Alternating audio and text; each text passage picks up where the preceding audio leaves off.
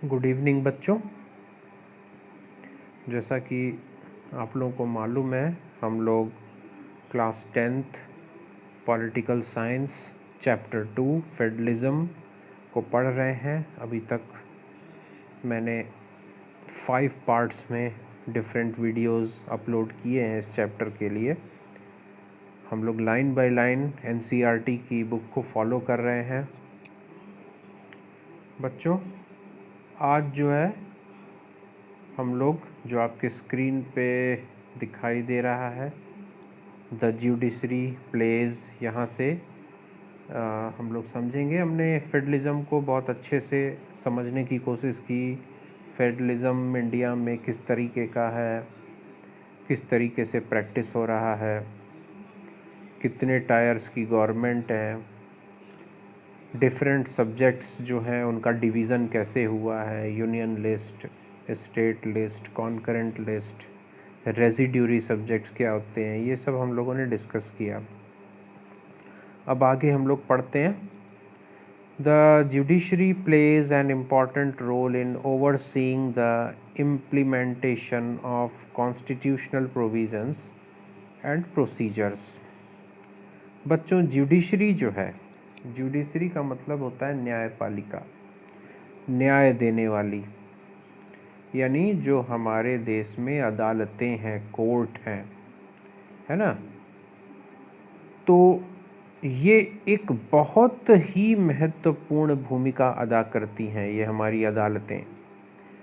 ठीक है, क्या करती हैं, कौन सी भूमिका अदा करती हैं? Overseeing the implementation of constitutional provisions and procedure. वो ये देखती हैं कि जो संवैधानिक प्रावधान हैं, संविधान में जो प्रावधान दिए गए हैं, जो नियम बनाए गए हैं, और जो संविधान की प्रक्रियाएं हैं, प्रोसेस है, प्रोसीजर है, वो सही तरीके से लागू हुआ है कि नहीं, इम्प्लीमेंट हुआ है कि नहीं, इसका ध्यान हमारी न्यायपालिका रखती है।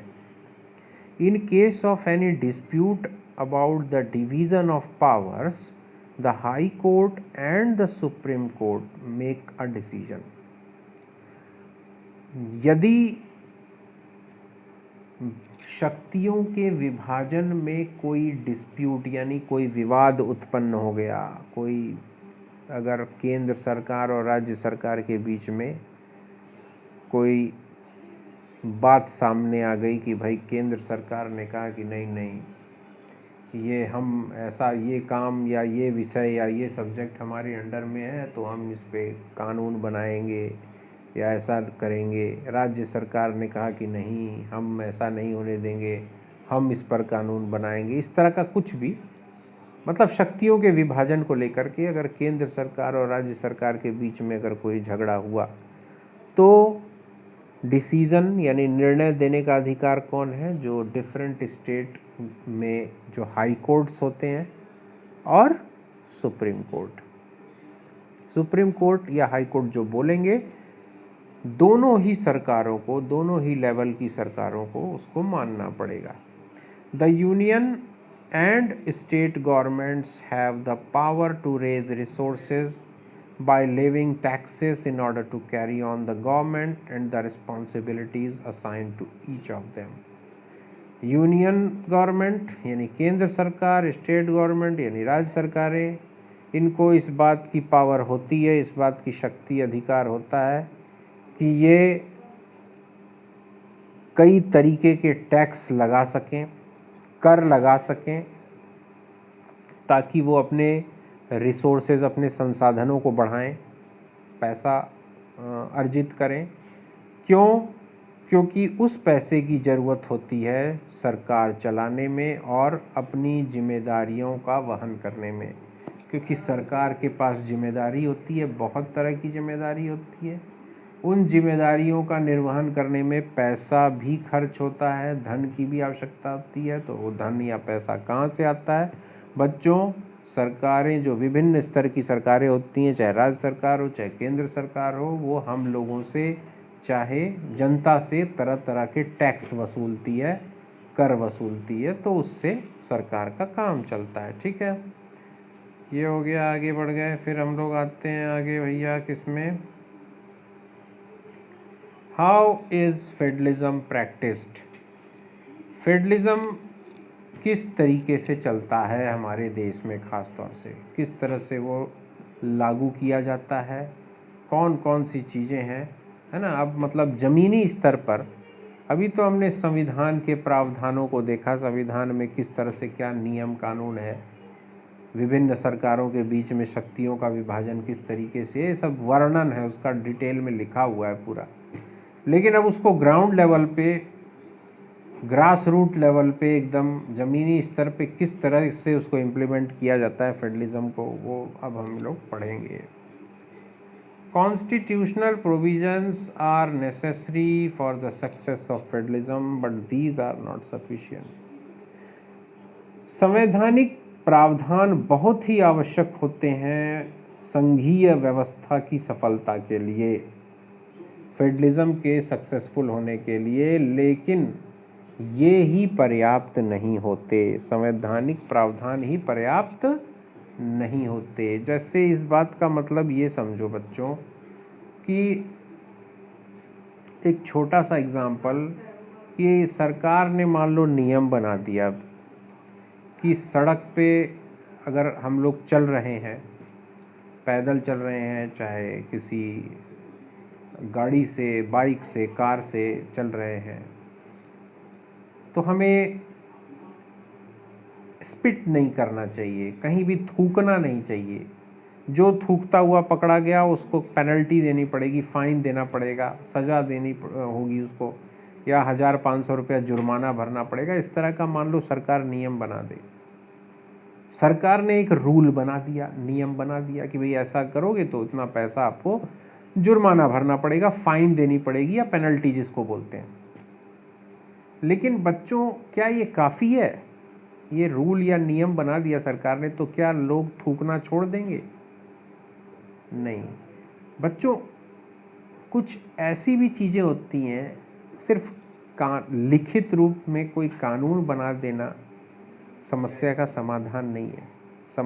समस्या का समाधान होगा तब जब अन्य चीज़ें भी साथ में होगी, लोगों में भी ये जागरूकता होगी, लोगों का भी जो कॉन्शियस है, उनकी जो अंतरात्मा है, ये कहेगी कि नहीं, सड़क पे चलते हुए थूकना एक अच्छी बात नहीं है, हाँ, it is a bad habit, ठीक है, ये शिष्टाचार के खिलाफ है, स्वास्थ्य के लिए खराब है, चीज़ है, गंदगी होती है, अच्छी आदत नहीं है। अगर लोग अंदर से इस बात को स्वीकारेंगे, ठीक है, तभी ये समस्या या ये जो बात है ये रुकेगी, ये प्रॉब्लम समाप्त होगी।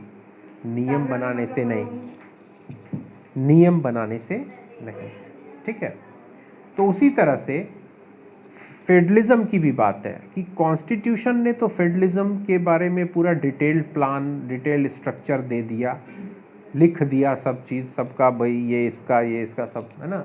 लेकिन इतनी ही चीज़ काफ़ी नहीं है, कुछ और चीज़ें हैं जो फेडरलिज्म के लिए ज़रूरी होती हैं। क्या? If the federal experiment has succeeded in India, it is not merely because of the clearly laid out constitutional provision.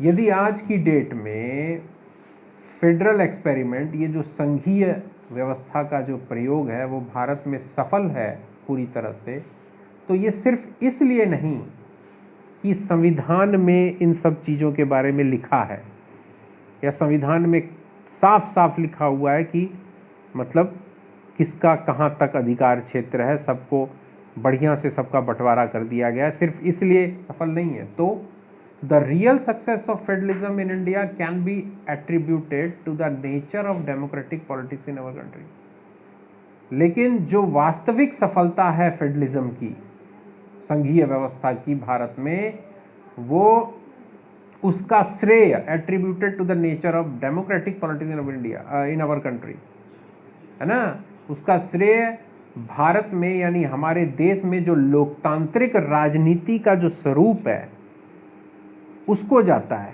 Bharat में जिस तरह की लोकतांत्रिक व्यवस्था है, राजनीतिक व्यवस्था है ना, उसकी वजह से जो फेडरलिज्म को वास्तविक सफलता मिली है। This ensured that the spirit of federalism, respect for diversity and desire for living together became shared ideals in our country. और इसने इस बात को सुनिश्चित किया है कि फेडरलिज्म की अंतरात्मा यानी संघीय व्यवस्था का जो मूल तत्व है, और इसने किसको सुनिश्चित किया है? Respect for diversity. जितनी भी विभिन्नताएं हैं, चाहे वो भाषाई विभिन्नता हो, धार्मिक विभिन्नता हो, जातीय विभिन्नता हो, सांस्कृतिक विभिन्नता हो, नस्लों की विभिन्नता हो, क्षेत्रों की विभिन्नता हो, सबके प्रति सम्मान, ठीक है। और डिजायर फॉर लिविंग टुगेदर, एक साथ रहने की इच्छा। एक साथ रहने की इच्छा मतलब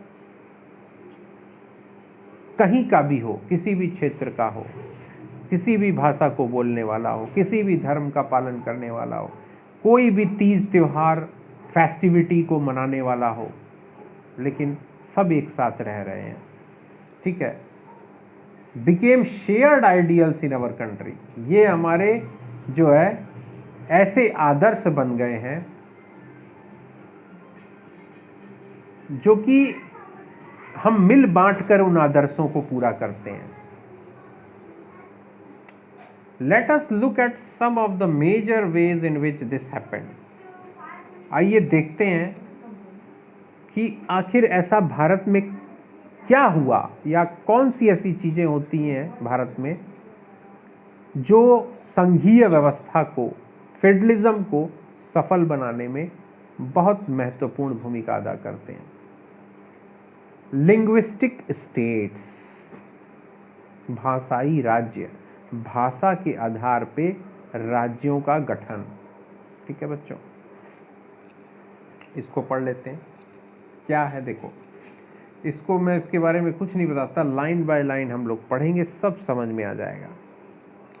the creation of linguistic states was the first and a major test for democratic politics in our country. भाषा के आधार पर राज्यों का गठन करना, ये पहला और सबसे बड़ा परीक्षण था भारतीय लोकतांत्रिक राजनीति के लिए। भारत में लोकतांत्रिक राजनीति की सफलता के में ये एक परीक्षा थी भारत की, या भारत के लोगों की। क्या परीक्षा थी? भारत में भाषा के आधार पर राज्यों का गठन करना। जैसे तमिल भाषा बोलने वाले क्षेत्र को तमिलनाडु, मलयालम भाषा जो बोलने वाले लोगों के लिए केरला, कन्नड़ भाषा बोलने वालों के लिए कर्नाटका, तेलुगु भाषा बोलने वालों के लिए आंध्र प्रदेश, पंजाबी भाषा बोलने के लिए वाले राज्य के पंजाब। समझ में आ रहा है ना? ये जो गठन हुआ, ये जो नए राज्य बने आज़ादी के बाद, ये हमारे लिए एक परीक्षा से कम नहीं था। क्यों? आगे पढ़ते हैं। इफ यू लुक एट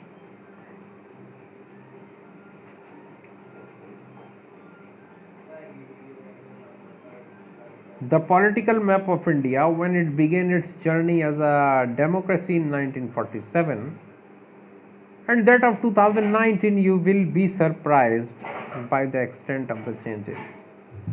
कहता है कि जब भारत आज़ाद हुआ था 1947 में, तब से लेकर 2019 तक अगर आप भारत के नक्शे को आप देखिए,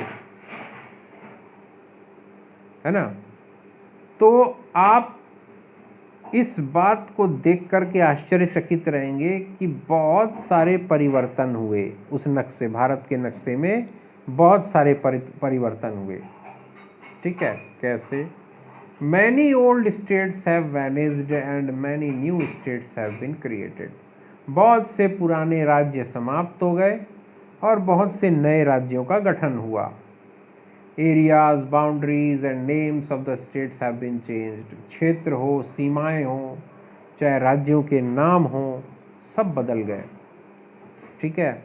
जैसे एक छोटा सा एग्जांपल देता हूँ। अंग्रेज़ों के ज़माने में एक स्टेट हुआ करता था, एक राज्य हुआ करता था जिसका नाम था सीपी, सेंट्रल प्रोविंसेस, है ना, उसका क्या नाम था, सेंट्रल प्रोविंसेस, लेकिन अब उसका नाम है मध्य प्रदेश, उस राज्य का नाम है मध्य प्रदेश। उस समय इसकी सीपी की राजधानी जो कैपिटल होती थी वो नागपुर हुआ करती थी। आज की डेट में मध्य प्रदेश की राजधानी भोपाल है। मतलब ये मैंने एक छोटा सा एग्जांपल दिया, ऐसे बहुत सारे परिवर्तन हुए, ठीक है। In 1947, the boundaries of several old states of India were changed in order to create new states. 1947 में बहुत सारे पुराने राज्यों की सीमाओं में परिवर्तन आया, नए राज्य बने। This was done to ensure that people who spoke the same language lived in the same state. और ये इसलिए किया गया, ये सुनिश्चित करने के लिए कि जो लोग एक जैसी भाषा बोलते हैं वो उसी राज्य में रहें, ठीक है।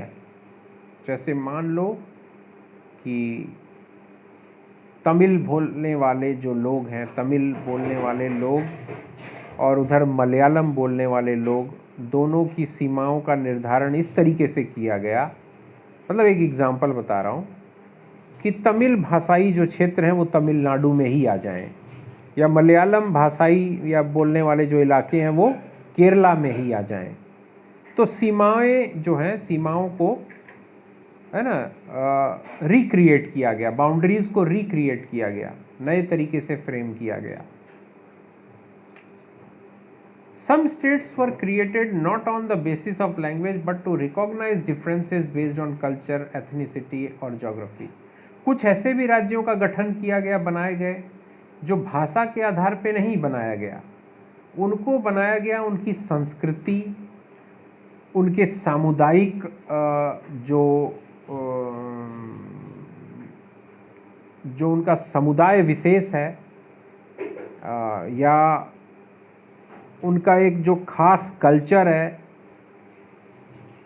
ठीक है, उसको ध्यान में रखते हुए, या उसकी भौगोलिक दशा को देखकर, ज्योग्राफिकल एस्पेक्ट्स को देखा गया। जैसे नागालैंड हो गया, उत्तराखंड हो गया, झारखंड हो गया, है ना, ये भाषा के आधार पे नहीं बना है।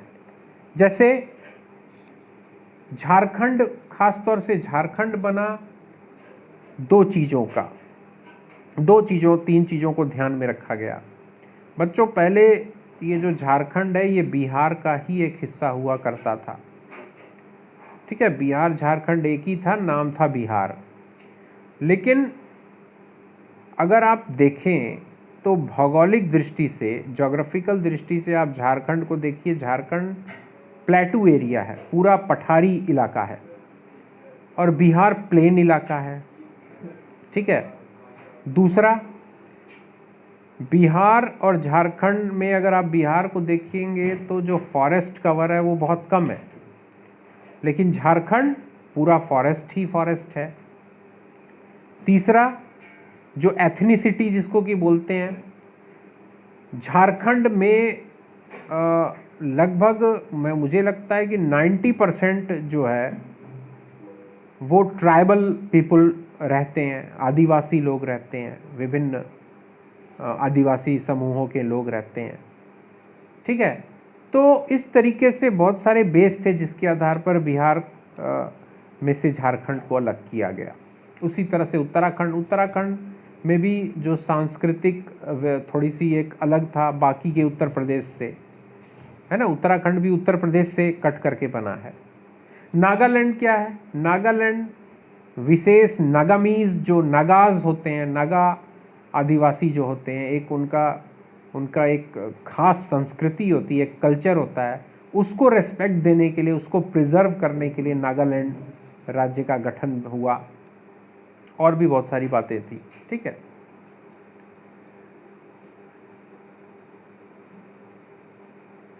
बच्चों, आज का वीडियो यहीं तक। फिर कल हम लोग फिर एक छोटा सा वीडियो बनाएंगे और चीज़ों को समझेंगे, ठीक है।